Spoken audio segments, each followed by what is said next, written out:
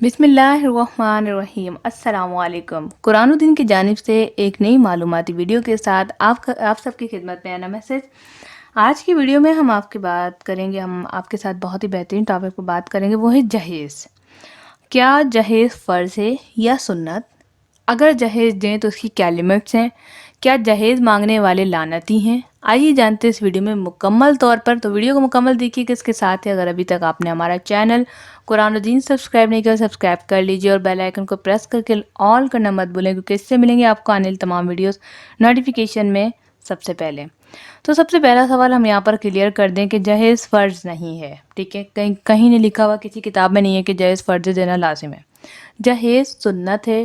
رسول پاک صلی اللہ علیہ وآلہ وسلم نے جب اپنی بیٹیوں کی رخصتی کی تو اپنی پسند سے، اپنی جو حیثیت تھی اس سے انہوں نے انہیں چادر، چاول اور زمین پہ بچھانے والا بستر وغیرہ دے دیا تھا تحفے میں۔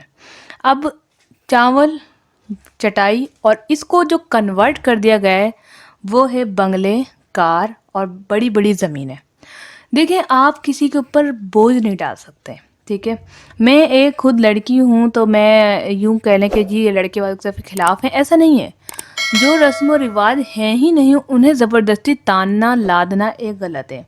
شرعی طور پر اسلام میں کیا ہے؟ حق مہر، نکاح اور رخصتی، اور اس کے علاوہ جو ہے نکاح تو سب سے مین ہے، نکاح ہے تو پھر ولیمہ، یہ چیزیں ضروری ہیں۔ باقی یہ مہندی، بارات اور یہ سب شور شرابہ یہ کسی کتاب میں نہیں لکھا، کہیں نہیں، لوگوں کی اپنی اپنی انفارمیشن ہے، اپنی اپنی باتیں ہیں، تو ان چیزوں سے آپ گریز کریں۔ اور باقی جہیز جو ہے فرض نہیں ہے، سنت ہے، چاہے تو دیں چاہے تو نہ دیں۔ اور رہی بات مانگنے والوں کی، تو یہ بالکل صحیح ہے، جو جہیز مانگتا ہے اس کے لیے ایک تحفہ ہے جسے لعنت کہتے ہیں، یعنی کہ جہیز مانگنے والوں پہ ایک لعنت کا تحفہ ملتا ہے جو کہ منہ سے مانگتے ہیں۔ تو کانڈی اس چیزوں سے پرہیز کریں۔ اچھا، کچھ لوگ ایسے بھی ہیں کہتے ہیں ہم خلاف ہیں جہیز کے، ہم نہیں دینا چاہتے، لیکن ہم نے اپنی بہن کو دیا اس لیے ہم بھی لیں گے، تو کیا فرق رہا آپ میں اور ان میں؟ تو کانڈی اس چیز سے گریز کریں۔ چیزیں آنی جانی ہیں۔ آج آپ کا نکاح ہوا، کل آپ کا ایکسیڈنٹ ہو گیا، مر گئے، اس جہیز کا کیا کریں گے؟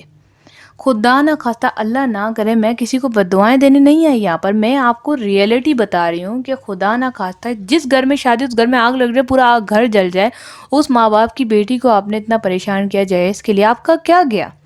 آگ میں سب کچھ جلس گیا۔ یہ دنیا کی آگ کی مثال تھی، آخرت میں کتنی آگوں سے بچیں گے آپ؟ دنیا میں تو چلے بھاگ لیے، کپڑا لپیٹ لیا، زخموں پہ مرہم لگا لیا، کوئنچ ٹیوب سے علاج کر لیا، آخرت کی کوئنچ ٹیوب کہاں سے لائیں گے آپ؟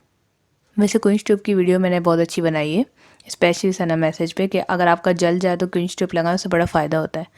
تو بات یہاں پر بڑی سیریس ہے کہ ہمیں اس چیز کو سوچنا چاہیے، ہمیں اس پر عمل کرنا چاہیے۔